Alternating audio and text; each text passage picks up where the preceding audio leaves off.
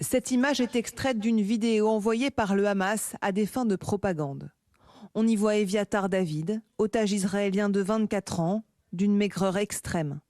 Il affirme depuis l'un des tunnels de la bande de Gaza et sous la contrainte ne pas avoir mangé depuis des jours et se sentir abandonné par son gouvernement.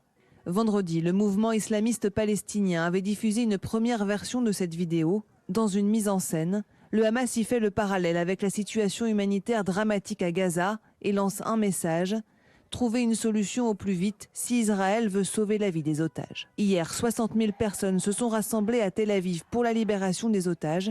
Le frère d'Eviatar David a pris la parole. Dans cet état actuel inimaginable, il ne leur reste peut-être que quelques jours à vivre.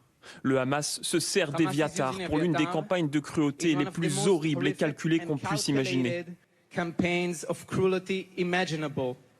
Une autre vidéo montrant un autre otage avait déjà été publiée jeudi, cette fois-ci par la branche armée du djihad islamique palestinien, allié du Hamas. Des publications qui ravivent le débat sur la nécessité d'un accord pour libérer les 22 otages qui seraient encore en vie à Gaza et font réagir notamment le ministère français des Affaires étrangères. Image ignoble, insupportable, des otages israéliens détenus depuis 666 jours à Gaza par le Hamas. Leur calvaire doit cesser. Ils doivent être libérés sans condition.